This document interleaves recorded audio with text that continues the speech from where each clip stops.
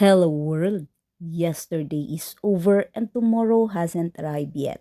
The only day you can truly live is the one in front of you. So don't let your mind steal the moment your heart deserves to experience. Life moves faster than we expect. The people around you, the quiet moments, and even the ordinary days are worth appreciating while they are still here. And remember, the energy you give to the world has a way of returning to you. Lead with kindness, stay present, and trust what is meant for you won't miss you. Life moves a lot faster than we expect. One day becomes a week becomes a year, and before we know it, we are wishing we had spent less time holding on to arguments and more time appreciating the people who truly matter. Not every disagreement deserves your peace. Some battles aren't worth winning if they choose your joy, your relationship, or the moments you will never get back. Protect your heart, forgive when you can, and don't let pride steal the time you have been given. Gratitude has a way of changing what we notice. Instead of focusing on what's missing, pause and recognize the blessing that have quietly been there all along. The people who love you, the lesson that have shaped you, and another chance to begin again are gift worth celebrating. Life is too precious to wait on resentment. Choose love a little more often, laugh a little louder, and make memories with the people who make life meaningful by power of positivity. A story of Ama saying to us that I truly believe this relationship will only grow stronger and that we will never lose sight of each other again. You are probably wondering who this person is. You know how fiercely I protect my privacy, but they do say rules are made to be broken, right? I will introduce you to this person once I left the house and arrived at our date. Real confidence has never been about clothes, it's about feeling at home. In your own skin, I kept my voice down because I'm surrounded by people. All right, one, two, three. Wait a second. I need to clean the camera first. It's me. I was talking about myself all along. It honestly makes my heart smile that so many of you beautiful women were messaging me saying we are keeping our fingers crossed. Have an amazing date. Tell us who the lucky guy. Some of you actually guessed that I was talking about myself. I reach a place in my life where the relationship I have with myself is the most important one. Self love comes first. When it grows from a place of wholeness, it naturally flows into everything and everyone around us.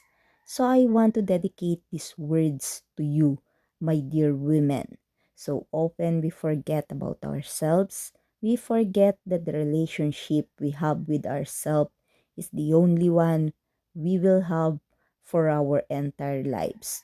There is something truly beautiful about building a home within yourself and caring for it, nurturing it, watering it like a little plant day by day.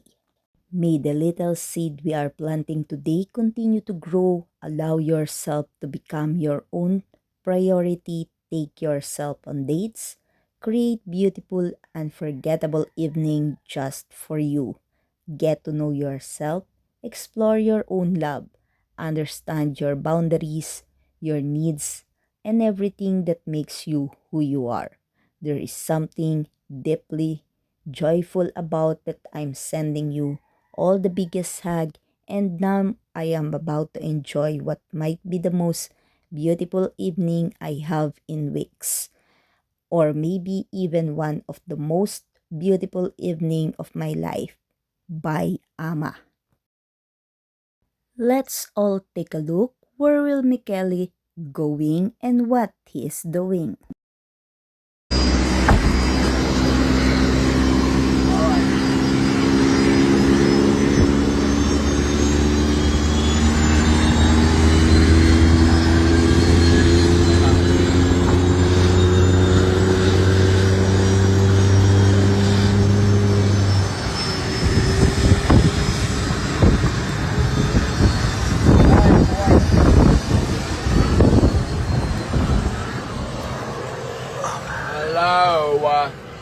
No. Yeah.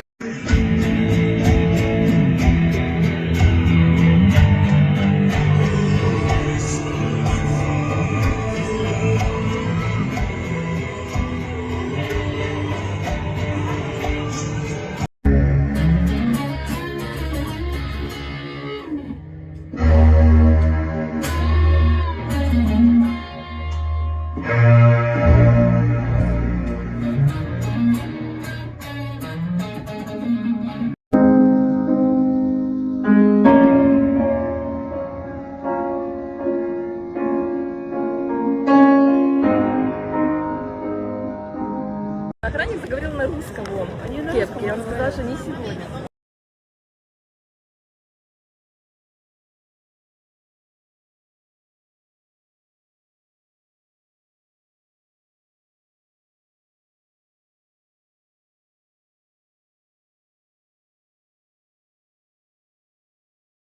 Michele, what is the feeling to be back where it all started? On July 29, 2026, Mercedes-Benz hosted the global digital and live world premiere of the all-new Mercedes-Benz GLA at the Mercedes-Benz studio in Warsaw, Poland. This marked the first time a global vehicle premiere for the brand took place in Central and Eastern Europe. Over 500 international guests, media representatives, and celebrities, including film star Michele Morone and Anna Maria Segluca, attended the exclusive launch. Executive noted that choosing Warsaw highlights the growing strategic importance of Poland in the Central and Eastern European region of Mercedes-Benz. The event showcased the next generation GLA, focusing on refined, urban, performed, enhanced digital integration and upgrade hybrid or powertrain option. The new GLA has a longer wheelbase, wider rear track, and lower roof line. A larger front grille is illuminated on some trim levels. Mercedes-Benz has renewed the GLA compact crossover with more advanced electronics, a platform optimized for full electronic drive, and the MBOS operating system, which allows for continuous software updating, making it easier and faster to deliver new features to users. The new GLA catches the eye with its updated front end, sporting a diamond radiator grille and LED high performance highlights. Riding on 19 inches AMG light alloy wheels, it promises a comfortable drive. The redesigned rear end features distinctive tailpipes and fully LED rear lights, adding to its appeal. Oh, this is it. They see each other. Hello, you. Who are you? I don't know. Who are you? Thank you so much. Well, we just met here. It's been a while. It's been 3 years. Or so. 3 years. 3 years. I miss you. Me I really miss you. too. How is the feeling, Michele and Ama? On this meeting again of Ama and Michele, what do you think guys happened after this incident launch?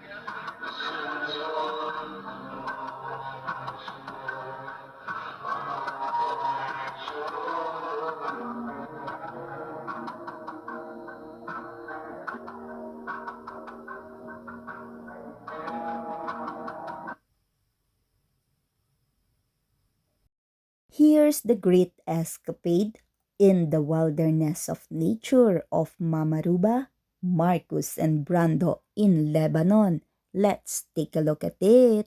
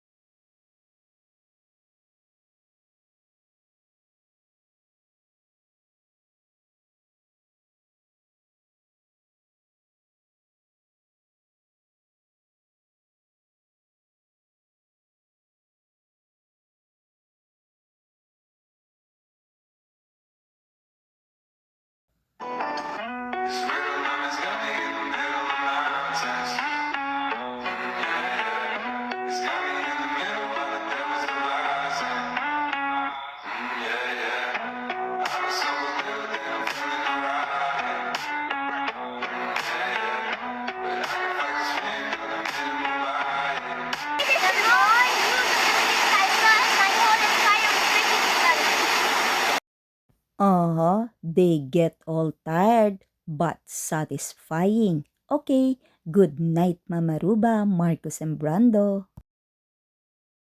Thank you for watching my video today. Comment your reaction below. Don't forget to click the like button. Share this video to others and please subscribe on my channel. Day 214 of the 365 days of 2025. A message to all. Be patient with the version of yourself that is still learning, healing, and becoming. What is meant for you will never require you to abandon your peace or lose who you are. The moment you begin choosing yourself, everything starts to change. You stop forcing connections, chasing approval, and explaining your heart to people committed to misunderstanding it. Distance is not always rejection. Sometimes it is simply proof that you have become more selective about who receives your time, energy, and trust. Life has a way of pulling us in 100 different directions. Opinions, disappointments, and distractions can become so loud that we lose sight of the quiet voice inside that remind us who we are and what truly matters.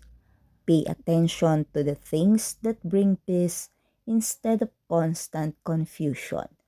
Be kind even when you disagree.